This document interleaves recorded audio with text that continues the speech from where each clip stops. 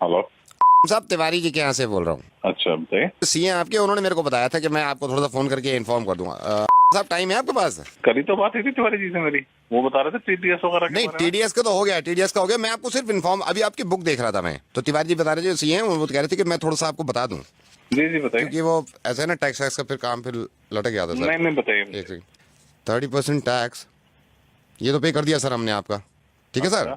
जी जी 10% TDS भी आपका, तिवारी जी ने कहा था टीडीएस। हाँ तो ये तो पता ही है, मेरे को बता दिया था उन्होंने। इसके दो ना फायदे बता रहा था इसको मैं आपके। तो सर 30% जो टैक्स कटा है आपका, क्योंकि सर आपका स्लैब जो है वो 12 लाख से ऊपर है, तो 30% टैक्स कटने का फायदा ये है सर, कम से कम कल को इनकम टैक्स का डंडा तो नहीं होगा।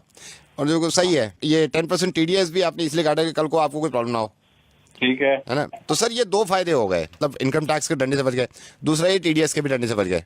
क्या कहना चाह रहे हो? ये तो मुझे ही पता है। नहीं मैं नहीं, कम से कम इस जिम्मेदारी से बच गए ना।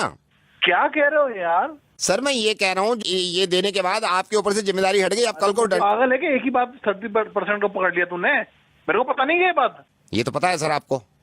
तो 30% टैक्स दे दिया तो इनकम टैक्स का डंडा आप पे नहीं पड़ेगा, आपकी जिम्मेदारी खत्म, आप बुरा मत मानिए सर। लेकिन इनका डंडा पड़ गया, ये क्या होगा फिर? यार रोजे रमजान में गालियां दिलवाएगा, क्या रह गया?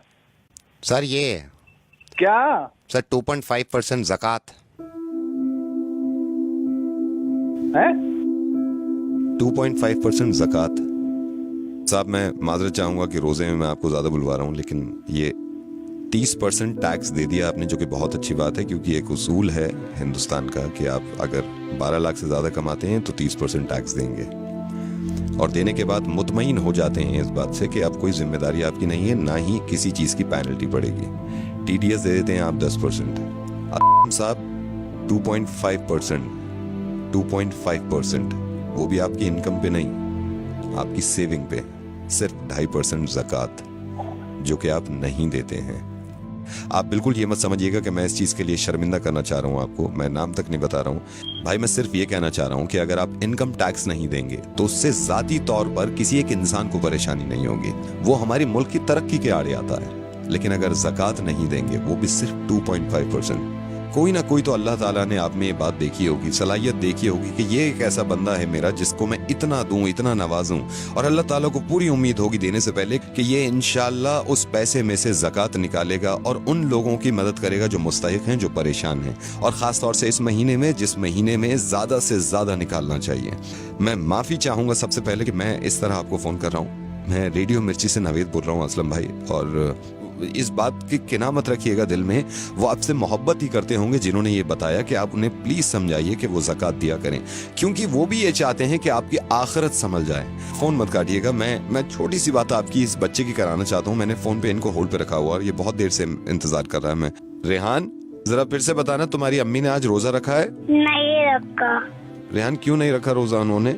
क्योंकि मेरी अम्मी बीमार है। तो तुम्हारे अब्बू क्यों नहीं इलाज कराते तुम्हारी अम्मी का, ताकि वो रोजे रख सकें? मेरे अब्बू के पास पैसे नहीं है। ये जो बच्चा है, इनकी वालदा को कैंसर है। इनकी वालदा रोजे यूं नहीं रख सकती क्योंकि ये बीमार हैं। बीमार इसलिए हैं क्योंकि ये इलाज नहीं करा सकती।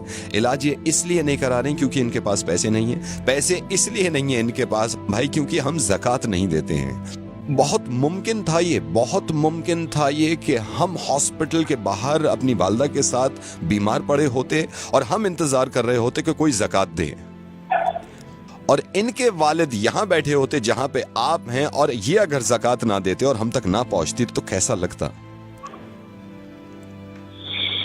आपके माशाल्लाह 2 मासूम बहुत प्यारे बच्चे हैं, और मैं ये दुआ करूंगा कि इंशाल्लाह बहुत लंबी उम्र हो उनकी और बहुत तरक्की करें वो। टैक्स नहीं देते हम तो कितना घबरा जाते हैं कि नोटिस आ जाएगा इनकम टैक्स की तरफ से।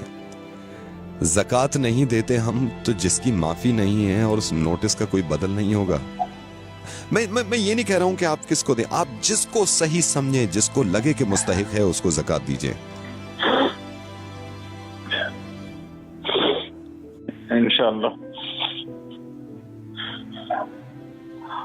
ज़कात जरूर दूंगा, और इस बच्चे को अगर जरूरत हो किसी चीज की तो मुझे जरूरत है। इस बच्चे को अब जरूरत नहीं है, इस बच्चे तक पहुंच गया, लेकिन हमारे ही हिंदुस्तान में बहुत सारे बच्चे ऐसे हैं जो इंतजार कर रहे हैं हमारी ज़कात का। अल्लाह ताला अजर दे आपको इस चीज का।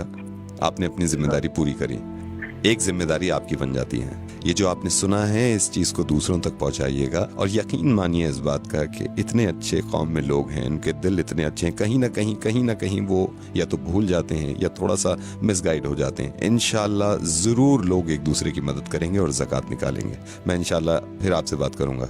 अल्लाह हाफिज़।